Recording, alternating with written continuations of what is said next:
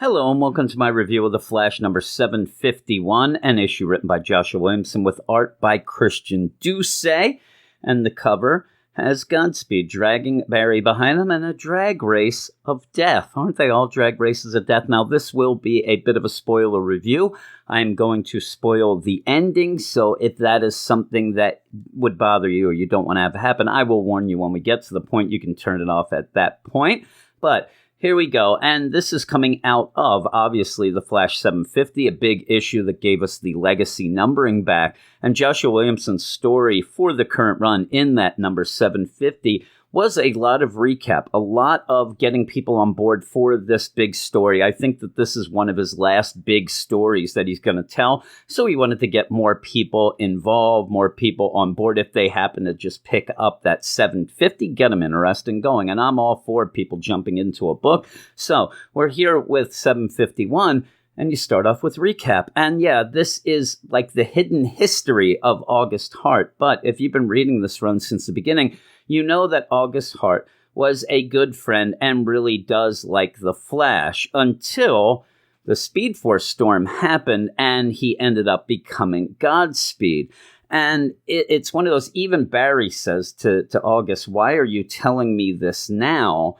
And he's playing this game because we're going to find out as we go on that Godspeed is kind of duping Paradox. He's trying to get Paradox to admit what he's up to. When we get to that, I kind of have a bit of an issue with that as well. But we go back and see August and Barry having the time of their life during the Speed Force storm they're on. I think that Barry, even if it's not, say, a cosmic treadmill, I think that Barry should stay off of treadmills, and any Flash should never be allowed to go on a treadmill ever. But you end up where, if you were reading, you know about the Speed Force storm, you know about August, but if you're not, this is a little catch-up to get there. But the run of Joshua Williamson at one point really was mired down with the idea of recap every issue. You'd go into an issue, the first 4 or 5 pages, recap, and it started to get tiresome. He's gotten away from that, but it seems like for this last thing, he's going back to the well there, and that's a well that I wish would remain dry. But you end up then with more of Barry going around with Godspeed and wondering, why are you joining up with Paradox? Barry doesn't know why you'd end up having Paradox. Why are you joining this bad guy? And Godspeed says, because he knew who kills my brother. He knows stuff from all these timelines. He knows all this stuff, so he knows who killed my brother. And Barry says, if he knew, why isn't he telling you? Why isn't he telling you? Well, obviously, he's not going to tell Godspeed, because once Godspeed knows the answer, there's no reason to join in with them. So right there, Barry seems a little cuckoo about the whole progression and motivations of how a supervillain would work. There'd be no reason for Godspeed to ever do anything like attack the Flash if he knew what happened to his brother. In the meantime, you do have Iris off at the Flash Museum, specifically in the Speed Force lab that they had set up and was a big Commander Cold thing. And when she goes in, this is another thing that has bothered me with Joshua Williamson's run. You are setting up a mystery of Paradox. Now, we kind of know as a reader who Paradox is. We know his motivations. We know a lot about him because we've seen this. But Barry, Iris, they don't. And so to solve that problem, you're not going to have Barry investigate it. You're not going to have Iris use her investigative skills to investigate it either. What you're going to do is have her walk into the lab and have the lab computer recognize Paradox, recognize it. So she's like, that's weird. Why would that be a thing? Why could the computer? That means there has to be an entry. And then you just find that Commander Cold, before he died, he ended up uploading all of the files that he had in the future into the Speed Lab computer. And now it's activating because he's dead. Paradox is there, and it's basically going to give them the information. And if you remember, when Barry was going off on his speed quest, his force quest, earlier in the run, where you ended up having him find the Steadfast and Fuerza and that sort of deal, at one point, Barry had no idea, and at the end, he had no idea. He ended up leaving that whole quest saying, well, I guess I'm not going to figure out much. But at one point, you had a progression in the story because Iris remembered an old timeline. She remembered her pre-Flashpoint timeline memories and knew that they should go there and here. And this isn't a way to have a mystery set up. It's always Deus Machina just thrown at you at a point to progress the story. And that isn't the greatest way to progress the story. And in the meantime, Commander Cold and Iris start playing the kind of, vague game that basically the way to stop Paradox is with Reverse Flash. That seems to be the deal. But while this is going on, you end up having Barry and Godspeed and Paradox, and you're going to try to figure out why Paradox is so mad at Barry. We know as a reader it's because one of the reasons is because his family was kind of ripped from him by getting touched by the Speed Force, getting kind of out of time type deal, ending up in that weird other world where the crisis would end up and any sort of paradox that would happen would hurt him physically. You end up also finding out that he is kind of like a lot of times with Barry. Paradox is mad because he has changed history. He has messed with the timeline. He has ended up being very selfish with Flashpoint, changing everything, ruining millions of lives, changing them because he wanted his mom back. So you end up with the idea that Paradox just wants him dead because of that. It gets a little bit more, but as that happens, you end up having Godspeed just say, hey, by the way, Flash, I'm on your side. I was duping Paradox so that I could hear what his MO was. And I'm looking at Paradox, and I've seen Paradox, and I don't think there was ever going to be a chance that his idea was good. He's a supervillain, is what he is. But you had August. He needed to hear it with his own ears of, okay, now that I see it's revenge and a power grab, got it. Now I'm not on your side. I'm a double agent, and I'm with Flash because Flash is my guy.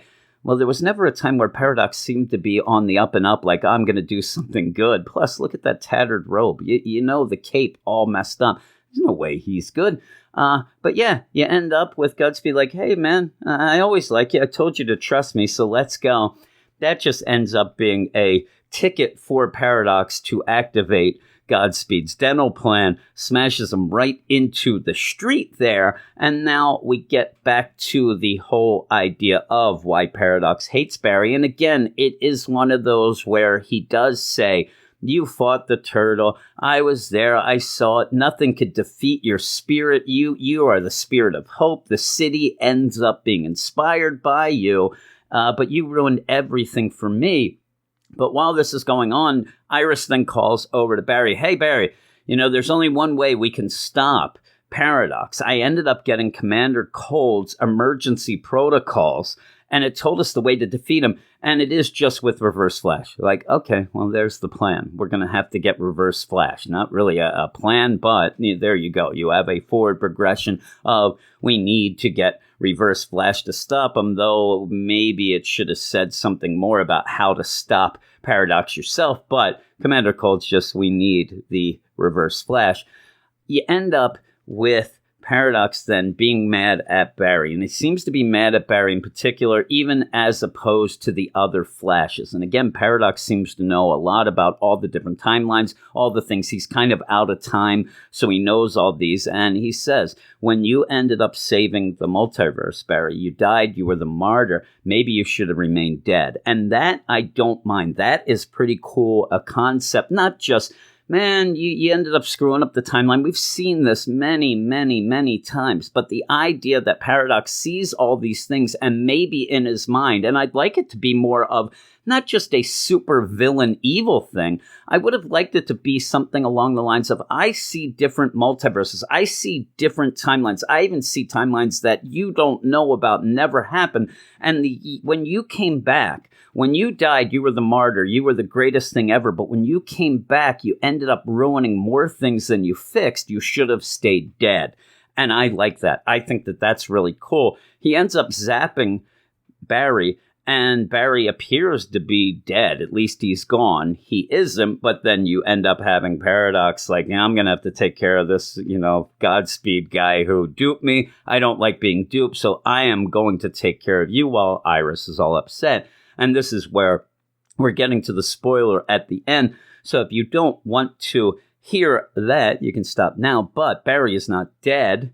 And he's somewhere else, and it looks very nice. And it almost becomes, for the man who had everything, but this is going to be something where I think that this is Paradox possibly testing Barry, because Paradox gets mad and says, hey, Barry, you should remain dead, hits him. Now, is this almost like he's in heaven then? And he is somewhere where he is dead now, but he is in a place that he would love to be, because by the end, you end up seeing, and this is the big spoiler, at the end, he's there and his mom is there with him. And she says, you don't have to run anymore. And I don't know, is this a dupe? Is this something that is real? Is he going to have to make another hero's decision instead of a flashpoint where I have to get my world back to where it was? Is this going to be the idea, well, I'm kind of now dead. I'm here with my mom. I can have fun. I can do whatever.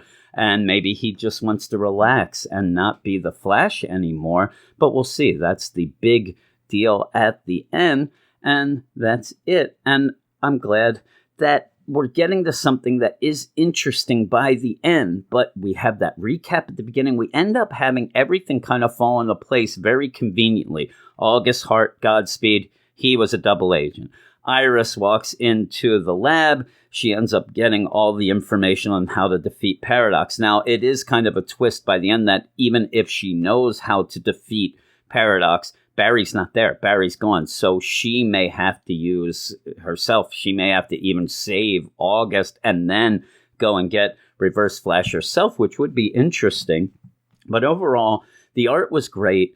The story was okay. I liked it by the end, like I said. So I'm going to give it a 6.5. But I'm excited for the next issue. I hope that we get away from the recap now and go into something fresh. And I want some things to be not just shockers, wow moments as, oh, I'm a double agent. Oh, mom's here. All these things. I would rather a progression. I'd like to see Barry actually use some of his skills to figure out some things instead of other people or other things just kind of conveniently figuring them out. But this is still pretty good. I'm not a huge Paradox fan yet. I think that he's just there as kind of a way to get these things involved. I'm not fully invested in him as a villain, but he's there. You get Reverse Flash mentioned, so we'll get him, and that's always cool. So we'll see how it goes. But thanks for listening and watching to my review. If you like the review, that'd be great if you would like it, and also subscribe to our channel.